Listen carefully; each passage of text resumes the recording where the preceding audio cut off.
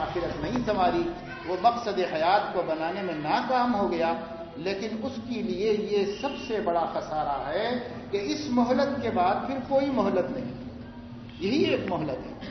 اگر اس کے بعد بھی اگر انسان کو عقل آ گئی، سمجھ آ گئی، دنیا میں ٹھوکر کھا گیا، بزنس میں لاس ہو گیا، یا کسی غلطی سے کاروبار خراب ہو گیا، کھیتی اجڑ گئی، کچھ بھی ہوا تو یہ ایک ٹھوکر ہے، آدمی دوسرا بھی اس کو کہتا ہے کوئی بات نہیں بھائی، یہ تجربہ ہے، آگے انشاءاللہ تعالی ایسا خسارہ پھر نہیں ہوگا، سمجھ آ گئی ہے، عقل آ گئی ہے۔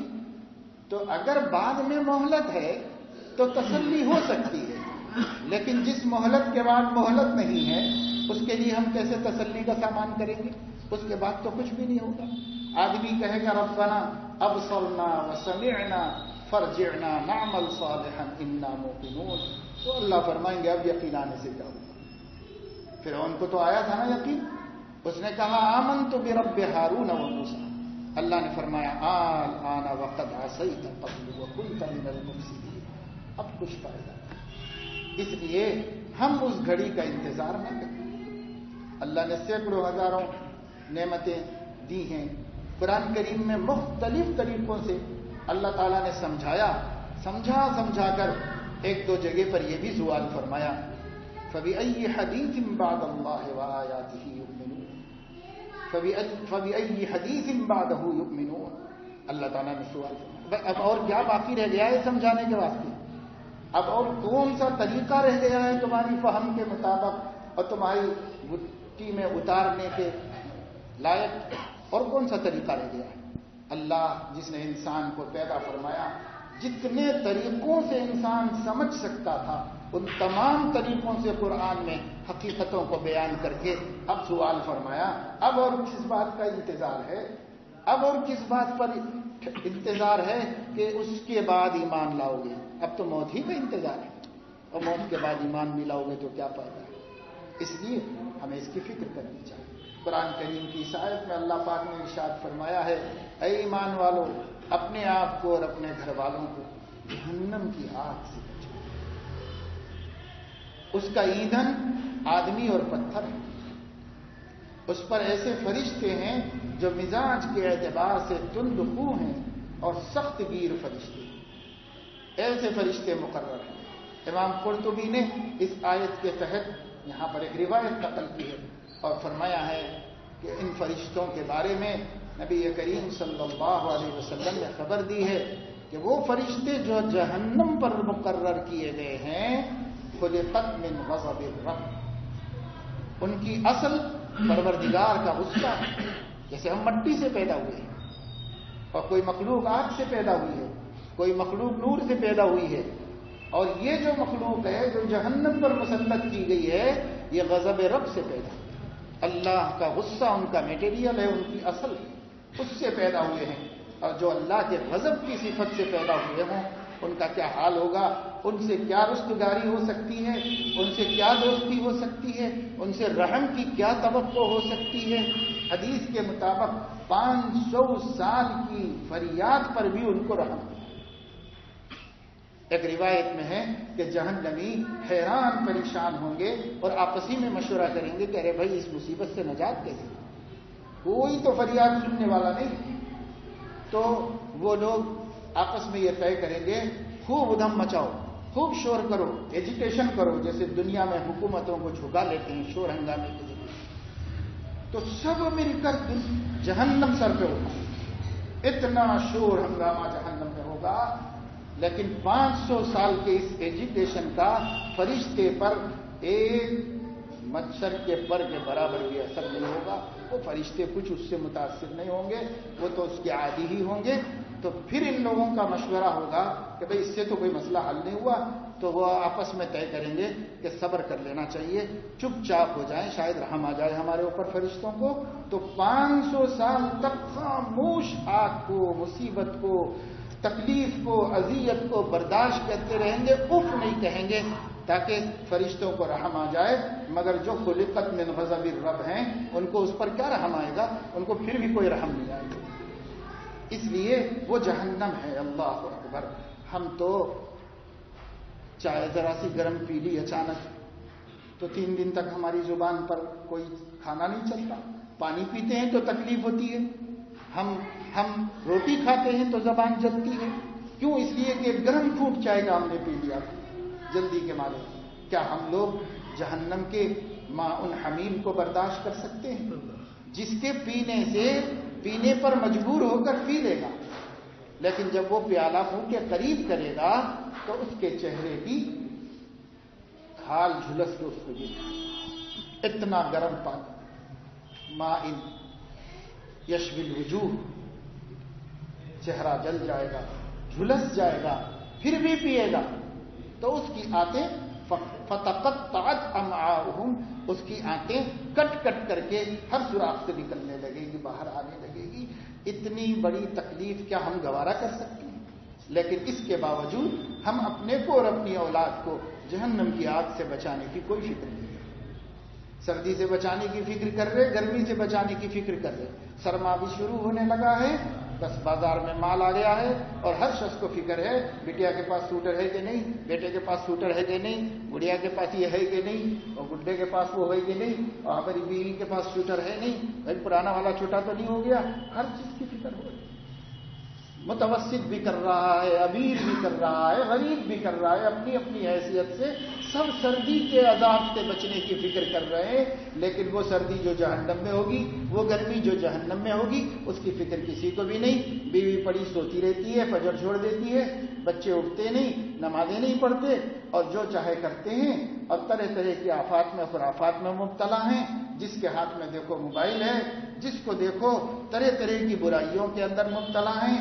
انٹرنیٹ سے کنیکشن حاصل کیے ہوئے ہیں، گھر میں کھانے کو ہو یا نہ ہو، لیکن موبائل میں نیٹ کا کنیکشن ہونا چاہیے، اور اس کے اندر ہم اپنی عاقبت برباد کرنے کے سب اسباب سے جڑے ہوئے رہنا چاہیے. باپ کو فکر ہے، ماں کو فکر ہے، بیٹی کالج میں پڑھتی ہے، کیسے حالات میں ہے، کس کس طرح اس نے یارانے دوستانے بنائے ہوئے ہیں، کہاں کہاں جاتی ہے، کن لوگوں کے ساتھ دل لگی کرتی ہے. ہم سمجھتے ہیں کہ ہم نمازی ہیں تو سب خیریت ہے، گھر میں کچھ ہو رہا ہے اس کی کوئی خبر نہیں کہ کیا ہو رہا ہے گھر میں، کیسے کیسے حالات بدل جا رہے ہیں، ہمیں اس کی کوئی پتہ نہیں. کس کو اللہ نے فرمایا قوا انفسکم واہلیکم، تم اپنے کو بھی، اور صرف اپنے کو نہیں، اپنے اہل و عیال کو بھی جہنم کی آگ سے بچاؤ. عبداللہ ابن عباس رضی اللہ تعالیٰ عنہما فرماتے ہیں قوا انفسکم کا کیا مطلب ہے؟ علموا آدابہم، علموا آدابہم واحسنوا اخلاقہم، ان کو ادب سکھاؤ زندگی کا، اور ان کے اخلاق کو حسین بناؤ، درست کرو. نبی پاک صلی اللہ علیہ وسلم کے اخلاق سے ان کے اخلاق کا راستہ کرو، دین سکھاؤ، علم سکھاؤ، قرآن سکھاؤ، آخرت کی فکریں پیدا کرو. اگر ہم یہ نہیں کر رہے ہیں تو میرے دوستوں اپنے آپ کے تو ہم مجرم ہیں ہی، اپنے رب کے سامنے اللہ کی دی ہوئی امانت اولاد کے بارے میں بھی مجرم ہیں. اس لیے ہر مومن اس بات کا ارادہ کر لے کہ بھئی ہمیں اپنے اولاد کی اصلاح حال کی فکر کرنی ہے، ان کے نمازوں کی فکر کرنی ہے، ان کے عقیدوں کی فکر کرنی ہے. آج مسلمان بچے کانوینٹ سے کالج تک پہنچ گئے، گریجویٹ ہو گئے، پوسٹ گریجویٹ ہو گئے، اپنے عقیدے بھی نہیں معلوم کہ اللہ کے بارے میں ہمیں کیا عقیدہ رکھنا چاہیے، نبی کے بارے میں کیا عقیدہ رکھنا چاہیے، آخرت کے بارے میں کیا عقیدہ رکھنا چاہیے، قرآن سے ہمارا کیا رشتہ ہونا چاہیے. عمل اور اخلاق تو بات کی بات ہے، عقیدے بھی مسلمانوں کو نہیں معلوم ہیں. یہی وجہ ہے کہ کالجز میں غیر مسلمین شکوک شبہات پیدا کر رہے ہیں تو انہیں اسلام ہی کے بارے میں ڈاؤٹس ہو جا رہے ہیں، انہیں اللہ رسول کے بارے ہی میں طرح طرح کے وسوسے پیدا ہو جا رہے ہیں، کیونکہ نہ گھر میں ان کو دین دیا گیا، نہ اسکول میں دین دیا گیا. وہ مظلوم کسی RSS کے مظلوم نہیں ہے، اور وہ کسی VHP کے مظلوم نہیں ہے، وہ کسی حکومت کے مظلوم نہیں ہے، وہ اپنے باپ کے مظلوم ہیں، اپنی ماں کے مظلوم ہیں، جنہیں دین نہیں سکھایا گیا، جنہیں ایمان نہیں سکھایا. اس لیے میرے دوستو اس کی جانب توجہ و فکر کرو. اللہ پاک ہم سب کو توفیق نصیب فرمائے کہ ہم اپنی اولاد کو، اپنے گھر والوں کو ایمان سکھائیں، عقیدہ سکھائیں، دین سکھائیں، رسول اللہ صلی اللہ علیہ وسلم سے محبت کرنا سکھائیں، اور عبادتیں سکھائیں، اخلاق سکھائیں. ایک مسلمان بنا کر ایک مسلمان والی زندگی ان کو سکھائیں. یہ سکھانا ہر اس شخص کا فرض ہے جس کو اللہ نے اولاد کی نعمت عطا فرمائی. اس لیے اس کی جانب توجہ فکر کی جائے. اللہ پاک ہم سب کو توفیق عطا فرمائے. وآخر دعوانا الحمدللہ. اللهم صل وسلم على سيدنا ونبينا وحبيبنا ومولانا محمد وعلى آله وأصحابه وأهل بيته وأزواجه وسلم صلواتك وعدد معلوماتك برحمتك يا أرحم الراحمين. آمین. اے اللہ اپنے کرم سے ہمارے گناہوں کو معاف فرما, آمین. ہماری خطاؤں لغزشوں کو درگزر فرما. آمین. اے اللہ ہم سب کو اپنے سچے مسلمان بننے اور اپنے گھر والوں کو سچا مسلمان بنانے سے اب تک جو غفلت ہوئی ہے اسے اپنے کرم سے معاف فرما. آمین. اے اللہ جو زندگی باقی ہے اس میں اپنی اور اپنے گھر والوں کی اصلاح حال کی اور ان کے دین ایمان کو مضبوط بنانے کی ذمہ دارانہ فکریں کرنے کی توفیق عطا فرما. آمین. اے اللہ اپنے فضل و کرم سے ہماری اور ہر مومن کی جملہ حاجات و ضروریات کو پورا فرما. آمین. پورے عالم میں امن و امان قائم فرما. آمین. اے اللہ ہمیں ہر طرح کی آفات سے, آزمائشوں سے, فتنوں سے محفوظ و معمون فرما. آمین. اے اللہ ہم میں سے ہر ایک کی علیحدہ حاجات و ضروریات ہیں اور آپ سب کے بھیدوں سے واقف و باخبر ہیں. ہر مومن کی جملہ حاجات کو پورا فرما دیجیے. آمین. جملہ پریشانیوں کو دور فرما دیجیے. آمین. اس بستی پر بھی رحم و کرم نازل فرمائیے. آمین. پوری بستی والوں کو نمازی بنا دیجیے. آمین. ہر نمازی کو داعی بنا دیجیے. آمین. اللہ اپنے فضل و کرم سے عورتوں کو باحجاب فرما دیجیے. آمین. سب کو قرآن صحیح پڑھنا سیکھنے کی توفیق عطا فرمائیے. آمین. ہم سب کو اپنی موت کی تیاری اپنی زندگی سے زیادہ کرنے کی توفیق عطا فرمائیے. آمین. وصلی اللہ تعالی علی خیر خلقی سیدنا و حبیبنا محمد وعلی آلہ وصحبہ اجمعین. آخرت نہیں سنواری, وہ مقصد حیات کو بنانے میں ناکام ہو گیا, لیکن اس کے لیے یہ سب سے بڑا خسارہ ہے کہ اس مہلت کے بعد پھر کوئی مہلت نہیں. یہی ایک مہلت ہے. اگر اس کے بعد بھی اگر انسان کو عقل آ گئی, سمجھ آ گئی, دنیا میں ٹھوکر کھا گیا, بزنس میں لاس ہو گیا, یا کسی غلطی سے کاروبار خراب ہو گیا, کھیتی اجڑ گئی, کچھ بھی ہوا, تو یہ ایک ٹھوکر ہے. آدمی دوسرا بھی اس کو کہتا ہے کوئی بات نہیں بھائی, یہ تجربہ ہے, آگے انشاءاللہ تعالی ایسا خسارہ پھر نہیں ہوگا, سمجھ آ گئی ہے, عقل آ گئی ہے. تو اگر بعد میں مہلت ہے تو تسلی ہو سکتی ہے, لیکن جس مہلت کے بعد مہلت نہیں ہے اس کے لیے ہم کیسے تسلی کا سامان کریں گے؟ اس کے بعد تو کچھ بھی نہیں ہوگا.